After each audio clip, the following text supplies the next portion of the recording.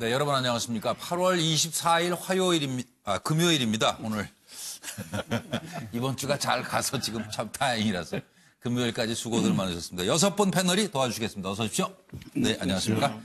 유튜브와 페이스북으로 실시간 생중계 오늘도 해드립니다. 많이 격려해 주시기 바라고요. 일단 태풍 쏠릭이 큰 피해를 남기지 않고 그나마 무사히 지나가서 천만 다행입니다.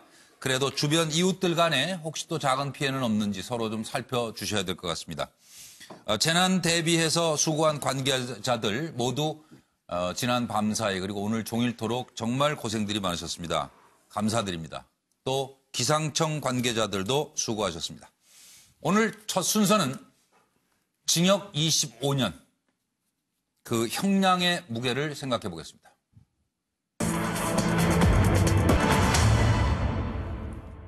박근혜 전 대통령이 항소심에서 징역 25년형을 받았고요. 본인 재판에는 계속 무관심합니다.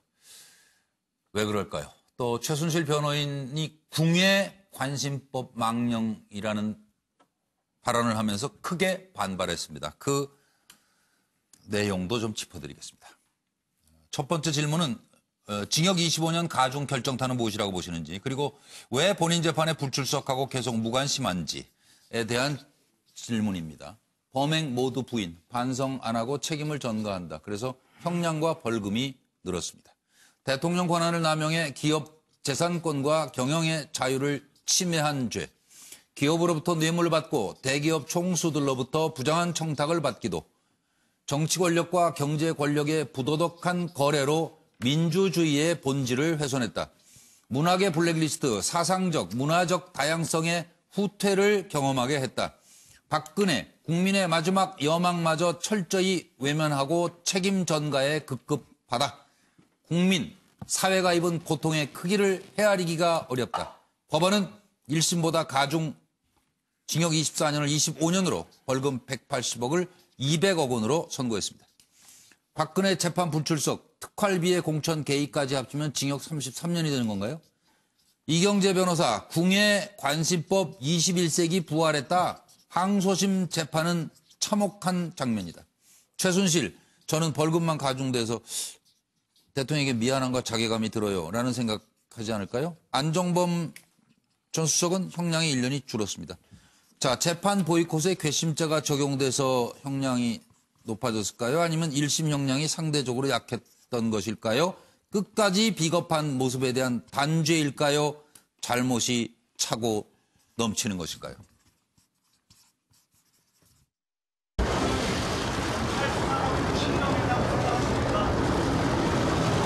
국민 여러분께 송구스럽게 생각합니다. 성실하게 조사에 임하겠습니다.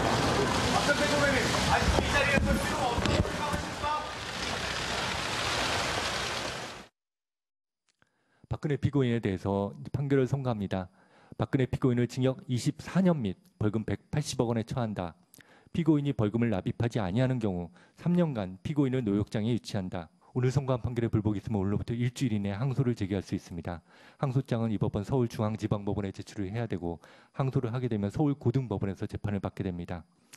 이상으로 박근혜 피고인에 대한 판결 선고를 모두 마치도록 하겠습니다. 큰 기대를 하고 온 것은 아닙니다. 하지만 재판 과정을 지켜보면서 느꼈던 점은 북한의 인민재판도 이렇게까지는 하지 않을 것 같다라는 생각. 물론 항소심에서 박근혜 대통령께서 벌석 재판을 하셨기 때문에 형량이 늘어날 거라고는 충분히 예상했던 일입니다.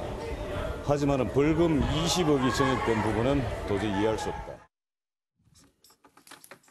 어쨌든 참 국민이 참담한 뉴스라서 차정 교수님, 네. 길지 않게들 코멘트 해주시고 넘어가죠.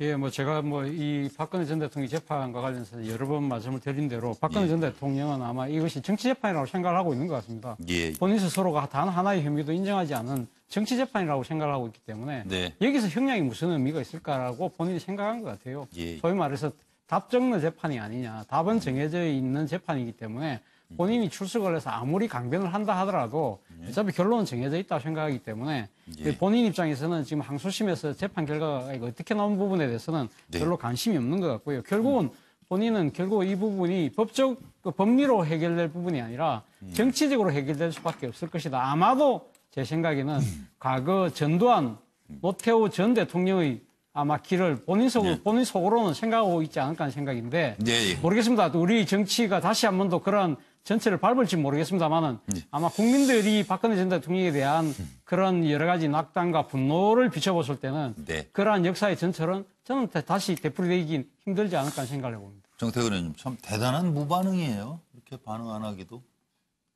반응할 방법이 없잖아요. 아예 방법이 없다. 네. 그게 속편하죠. 근데 조금 전에요. 신동욱 씨가 예. 암만 재판에 불만이 있다 하더라도 예. 인민재판도 이렇게 하지 않는다라는 식으로 얘기를 하면 인민재판을 삼심하나요? 인민재판에 변호인 있나요? 이렇게 오랫동안 심리하나요? 주변이 좀 별 도움이 안 되신 것 같아요. 그래서 저게 또 방송으로 나가고 그래서 저거 좀 이해가 안 되고 근데 저는 예. 재판부가 꼭 그걸 의도했는지는 모르겠습니다만 어떻든 이번 2심 재판으로 인해 가지고 불똥이 뛴 거는 삼성 이재용 부회장, 예. 그 롯데 이제 신동민 회장. 롯데 지금 항소심 진행되고 있거든요. 1심에서 지금 이미 이제 청탁으로 인정을 받은 사건인데 네. 계속 묵시적 청탁이 인정되고 있는 상황 속에서 상당히 지금 곤혹스러운 과정으로 가지 않겠나는 생각이 들고요. 예. 그 이경재 변호사가 그 궁예간신법을 얘기를 하고 있는데 조금 이따 한번 짚어주시죠. 뭐. 그래? 예. 네, 저 강기동 의원님. 결국 이 경영권 삼성 경영권 승계를 위해서 국민연금의 의결권을 어떻게 했는가 이 문제가 이제 많은 국민들한테 관심이었고 정치권에도 관심이었는데요. 결론적으로 말씀드리면 박근혜, 이재용 두 사람 중에 한 사람은 반드시 3심 대법원에서 유죄가 날 가능성이 커졌다 이렇게 보여집니다. 왜냐하면 이재용 씨에 대해서는 1심 유죄, 2심 무죄.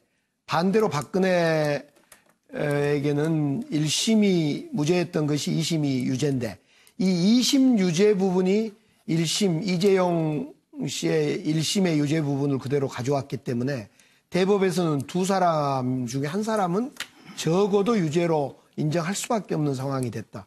그것이 이번에 1년을 더 받게 만든 요인이었다 생각됩니다.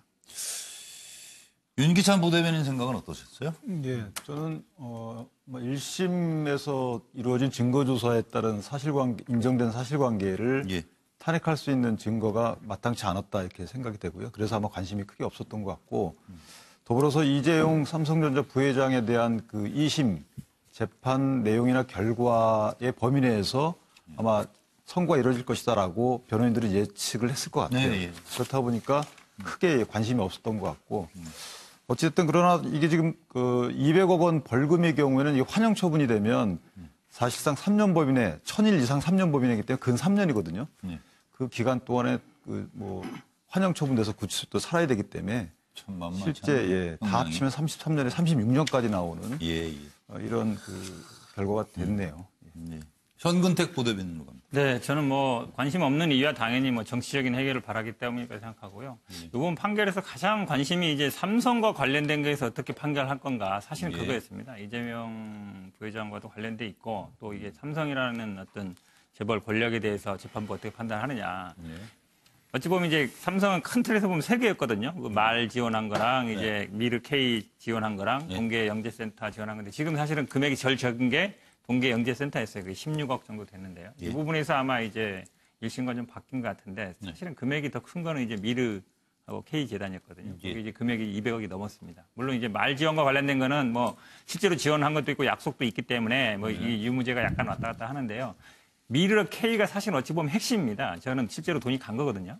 저 부분에 대해서는 지금 1심이나 2심이나 어쨌든 무죄 형량을 유지하고 있습니다. 그래서 이 부분이 과연 어떻게 판결하느냐가 앞으로 재벌과 어쨌든 권력과의 관계를 가름할 수 있는 아마 중요한 이 부분 놓치지 말아야 된다고 봅니다. 대부분. 그러니까 윤기찬 현근택 두 부대변인도 변호인이셔서 아마 관심이 그쪽으로 지금 지적을 해주고 서정욱 변호사는 어떻게 보세요? 오늘 이게 그 판결문을 그 보도자료로 뿌렸거든요. 예. 그게 보면 이게 1년을 더 높인 이유가 써놨습니다. 네. 바로 이게 뇌물 액수가 한 16억 동계 영대 스포츠센터 있잖아요. 네. 장시호가 하는. 그게 1심에는 무죄였어요. 근데 그게 유죄가 되면서 뇌물 액수가 이게 늘어났기 때문에 1년 올라갔다. 그래서 이게 벌금도 180억에서 200억이 됐어요. 네, 예. 근데 중요한 게 지금 최순실이는 왜 안 올랐냐? 그것도 이게 판결문에 써놨어요. 뭐냐면 이게 최순실도 16억이 늘었잖아요. 예. 근데 최순실은 이화여대 입시 비리 있잖아요. 예. 거기서 이게 3년을 받았는데 이미 그게 사후적 경합범이기 때문에 그걸 이게 감안해서 안 올린다. 예. 이렇게 판결문을 써놨고요. 예. 그다음에 두 번째는 이제 재판 보이콧. 이 두 가지 때문에 1년이 정이 올라버렸고요. 예. 그다음에 두 번째 지금 박 대통령의 입장은 어떠냐? 예. 제가 보기에 박 대통령은 이미 이게 현실 사법부에 대한 신뢰는 저버렸습니다. 예. 이 말이 우리 법치주의는 죽었다고 생각하기 때문에 재판을 이게 계속 보이콧하고요. 이제는 이게 정치 재판, 그다음에 역사 재판에서 싸우겠다. 박근혜 대통령들에게 법정이 3개 있는 거예요. 현대 사법법정, 정치법정, 역사법정. 그래서 이게 2개의 법정에서 싸우겠다는 게 박 대통령 입장이고, 그다음에 두 번째는 사면. 바로 이게 전두환 노태우 대통령도 2년 만에 다 사면됐잖아요. 그래서 이게 그 사면 투쟁 아마 이쪽으로 이게 방향을 돌린 것입니다. 이거 열릴까요? 이거 뭐 상설법원이 아니잖아요. 그래서 역사법정, 정치법정 이렇게 다 조목조목 서 변호사가 잘 얘기는 해주셨는데 정 의원님은 어떻게 들으셨어요? 역사법정에서는 역사법정이요? 좀 당황스러우시죠 지금? 역사법정이 열릴지 안 열릴지 강 의원님은 역사법정은 뭐 해고록 전두환 해고록 쓰지 않습니까? 예, 예. 그 자서전 쓰듯이 뭐 이런 걸 통해서 본인의 역사법정은 열릴 것 같습니다. 네. 저기 서 변호사님, 최순실 씨는 사면 기대가 불가한 상황이죠? 제가 보기엔 사면이라는 최순실이 건 힘들 것 같아요. 최순실은 사면 좀 힘들 것 같고요. 그러니까, 야, 그다음에 박 이거 대통령은 어떡해. 이제 그 전두환 노태우 대통령 선례가 있으니까 예. 아마 이게 형평성 문제도 있고 네. 따라서 이게 사면 논의가 좀 일어날 것 같습니다. 예. 장시호 씨는 어떻게 지내죠 요즘? 장시호는 이게 2심에서 1년 형이 깎기가 1년 6개월 받았거든요. 네, 그래서 이게 지금은 계속 이제 그 수감 중에 있는 거죠. 그럼 그거 좀 이따 나오겠네요. 그렇죠. 이게 상대적으로 형량이 적으니까요. 그리고 이제 변호인들께서만 이건 좀 말씀을 해주셨으면 좋겠는데 최순실 변호인 이경재 변호사가 궁예관심법 망령이 뭐 살아났다 이런 얘기한 건 어떻게 보셔요? 잠깐 들어보시죠. 이른바 묵시적인 의사표시에 의한 공모를 인정하는 것은 앞으로 묵시적 공모에 대해서 합리적이고 철저한 제약 없이 확대 적용한다면 무고한 사람을 많이 만들어낼 것입니다. 후삼국 시대에 궁예의 관심법이 21세기의 망령으로 되살아나서 앞으로 정치적인 사건에서 다시 이러한 고통을 겪게 될 것입니다. 이 묵시적인 의사표시를 재판부가 배척하지 못한 것은 법리의 문제가 아니라 용기의 문제라고 생각합니다. 맞습니다. 법치주의에 대한 확고한 신념 아래 세론의 정권에 흔들리지 않으며 정의롭고 용기 있게 심판을 하는 재판관이 현 사법부 내에 존재하고 있는지 등불을 들고 찾아 나서고자 합니다. 저희가 이연령 비연령 얘기를 합니다만 법 해석이 정말 달라도 이렇게 다를 수가 있나 싶네요. 아까 정 의원님 말씀 좀 이어가시죠. 근데 이경재 변호사가 최순실의 변호인이잖아요. 그렇습니다. 오늘 최순실 판결과 관련해서 달라진 거는 형량은 없고요. 네. 180억 벌금에서 200억으로 올라간 거 가지고 지금 얘기를 하는 거거든요. 그게 묵시적 통탁으로 뇌물 인정받은 거 가지고요. 예, 최순실은 벌금만 20억 올라갔죠. 예. 그래서 저는 박근혜 대통령의 대변인으로서 오늘 얘기를 하는 건지 삼성의 대변인으로 얘기하는 건지 최순실 변호인인지 잘 분간이 안 가는데 그러면서 하는 얘기가 최순실이 반성하고 있다. 예. 이렇게 얘기를 하는데 진짜 뭘 반성하는지에 대해서 정말 애매해. 저는 명시적으로 좀 듣고 싶어요. 무엇을 지금 뭐 묵시적 청탁을 묵시적 가지고 변론을 하지 말고 최순실이 정말 변론을 뭘 반성하고 있는지 왜 그러냐면 예. 이게 사실은 궁예의 관심법이 아니라 최태민의 관심법 그리고 최태민의 체면에 의해 가지고 죽은 유경수 여사를 불러와 가지고 거기서부터 이제 박근혜 대통령을 꼬셔가지고 생긴 일이거든요.